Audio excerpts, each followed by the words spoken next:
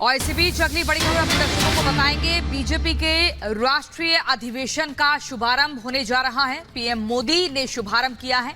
2 दिनों तक ये राष्ट्रीय अधिवेशन चलेगा और इसमें तमाम जो बीजेपी के नेता हैं वो यहां पर जुटेंगे। आज से इसकी शुरुआत हो चली है।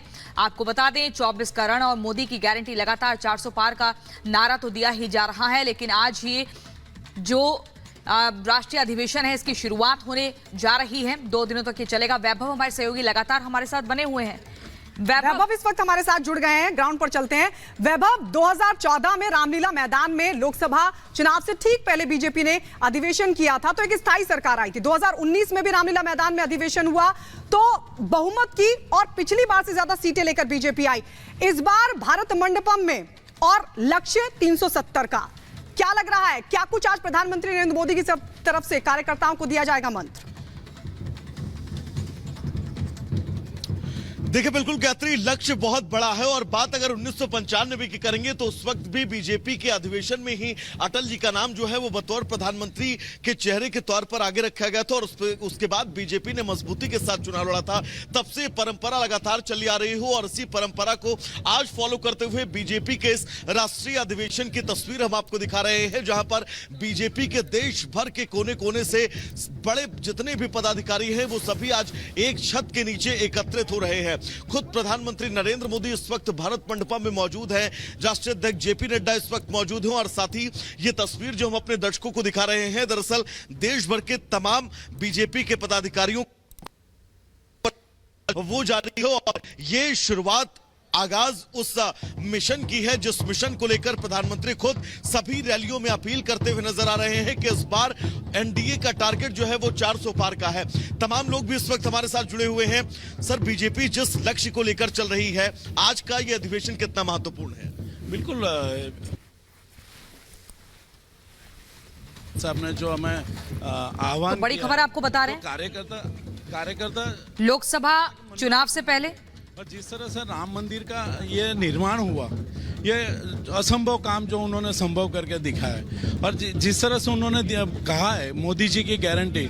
मैंने तो मध्य प्रदेश में ये इलेक्शन में काम किया था, वहाँ जो लोग हैं जो उन्हें अब भरोसा हो चुका है कि अगर कोई हमें कुछ अच्छा कर सकता है तो एक ही बंदा। पार्टी ऑफिस में लेकर कर लड़की को ज़्यादा बैड टच गुड टच कर रहा था, उसको मेरा साथ खराब व्यवहार था।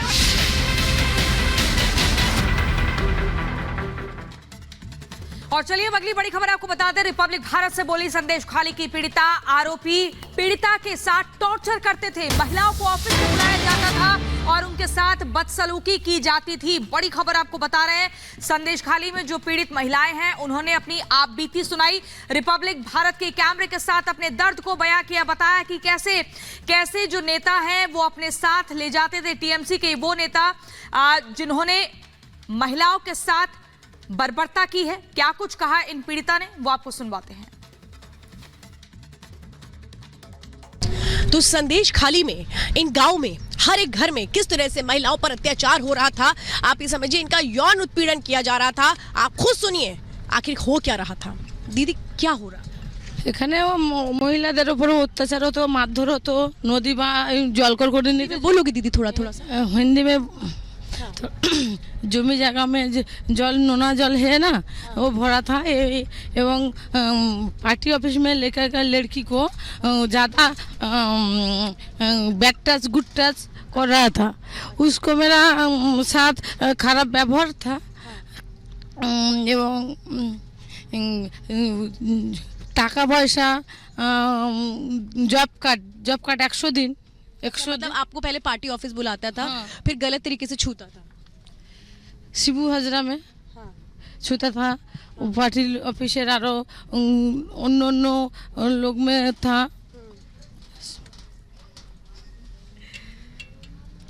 অন্যান্য লোকেরা আরো উল্টোপাল্টা কাজ করতো এবং পার্টি অফিসে নিয়ে গিয়ে মেয়েদেরকে কুমতলব এবার খারাপ ব্যবহার, হ্যাঁ খারাপ অত্যাচার করতো এবং মেয়েদেরকে নিয়ে বসিয়ে রাখতো রাত 12টার পরে ডেকে নিয়ে। हर रात बुलाया जाता था। हाँ। प्रत्येक रात में बोला था मीटिंग है और जो भी पार्टी ऑफिस में जाया था मीटिंग है ये उल्टा पल्टा सब कर रहा था लड़कियों के साथ। तो हर दिन हर एक घर से लड़कियों को बुलाया जाता था? ना गेले स्वामीদের ऊपर अत्याचार करबे। अच्छा, नहीं आने पर अत्याचार करते? हाँ, हस्बैंड के ऊपर अत्याचार कर रहा था। कोदाल में जो बाट है ना उसको दिया, मार दिया। जान से मारने की धमकी देता? हाँ, जान से मार के धमकी देता। मतलब नहीं जाने पर जान से मारने की धमकी? हाँ। तो कभी पुलिस से शिकायत नहीं की? कुछ नहीं करा, कुछ नहीं सुना। वो शिबुदार का फिर जाता है, वो শিবুদার কাছে যেতে হবে, ওখানে বলছে ওর কাছে গেলেই ও সব সমস্যার সমাধান করবে। আমরা কিছু জানি না, পুলিশ বলতো नहीं, इसमें भी कोई मदद नहीं? हाँ, कोई मदद नहीं जाना। पुलिस साथ देती रही? हाँ, शिबुदार साथ। तो शाहजहाँ शेख वहाँ पे जो शिबू हाजरा होता था अपने गुर्गे के जरिए आप लोगों को वहाँ बुलाता? और बोला था वो लड़की को নিয়ে সবাইকে নিয়ে ওদের কাছে হাজির করতে হবে। মেন কথা হচ্ছে সবাইকে নিয়ে ওদের কাছে হাজির করতে হবে। कब से यह सब हो रहा था? 10 साल है, 10 साल 13 साल। तो आप लोगों को लगा कि अब जो शाहजहाँ शेख है वो भाग चुका है तो अपनी आवाज़ उठाई जाए, वो डर बाहर आया? हाँ, बाहर आया, नहीं आया, वो नहीं आया। जो कुछ हुआ तो वो उतने साथ मेरा साथ करा था, और नहीं आया। मारपीट भी करता था? এখন বন্ধ এখন। मारपीट भी होती थी? हिंदी बोल रहे हैं, बंद करते हैं। तो ये देखिए इस वक्त आप बीती आप सुन रहे हैं और मैं भी इस आप बीती को सुन रही हूँ। मतलब समझ नहीं आ रहा कि आखिर हम कहाँ रह रहे हैं, आखिर किस तरह से महिलाओं पर अत्याचार हो रहा था और कोई सुनवाई नहीं थी। पुलिस भी एक तरह से इनकी कोई मदद नहीं कर रही थी। जिस तरह से आप खुद सुन रहे हैं, जो पीड़िता हैं वो किस तरह से बता रही हैं कि रात के वक्त उनको बुलाया जाता था, मीटिंग का बहाना करा जाता था, अगर नहीं जाया जाता था तो पति को जान से मारने की धमकी दी जाती थी।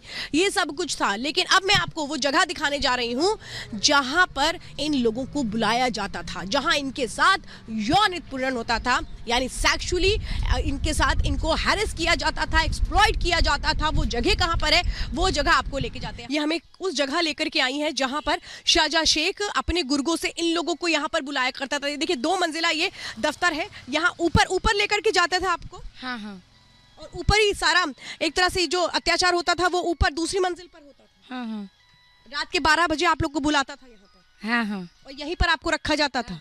2 से 3 दिन यहीं रखा? हाँ हाँ हाँ। देखिए ये इस वक्त हमें लेकर के आई है उस जगह पे जहां पर अत्याचार की सारी दास्तां लिखी गई है। यही देखिए, ये जो आप देख रहे हैं 2 मंजिला बिल्डिंग, ये कहा जाता था, इसको पार्टी कार्यालय बना रखा गया था शाहजहाँ शेख की ओर से। शाहजहाँ शेख के जो गुर्गे हैं वो हर दिन महिलाओं को यहाँ पर लेकर के आते थे। ये कहते थे नहीं मीटिंग है, चलना पड़ेगा, और मीटिंग का नाम लेकर के, पार्टी मीटिंग का नाम लेकर के इन लोगों को यहाँ लाया जाता था। और देखिए किस तरह से इनको दूसरी मंजिल पर ले जाया जाता था। किसी को इस बारे में पता नहीं होता था कि यहाँ पर हो क्या रहा है। ये कहें कि लोगों को पता तो होता था, लेकिन किसी की हिम्मत ये नहीं होती थी कि कोई भी एक तरह से ये कर पाए कि जान पाए यहाँ क्या हो रहा है। देखिए जिस दिन इन महिलाओं ने आंदोलन किया, अपनी आवाज उठाई, यहाँ देख रहे हैं इस पार्टी दफ्तर को भी तोड़ने की पूरी कोशिश की गई, क्योंकि यहीं पर वो तमाम सबूत इस वक्त बंद हैं उस गुनाहों के जो शाहजहाँ शेख ने अपने गुर्गों के साथ किए थे। यहीं पर वो आता था बिना किसी डर के, क्योंकि उसको पता था कि पुलिस प्रशासन भी उसके साथ है। लेकिन ये महिलाएं करती क्या, क्योंकि हर दिन इनको एक तरह से कहा जाता था कि बच्चों को उठा लेंगे, नहीं तो तुम्हारे पति को मार देंगे, तुम्हारी जमीन हड़प लेंगे। सोचिए किस तरीके से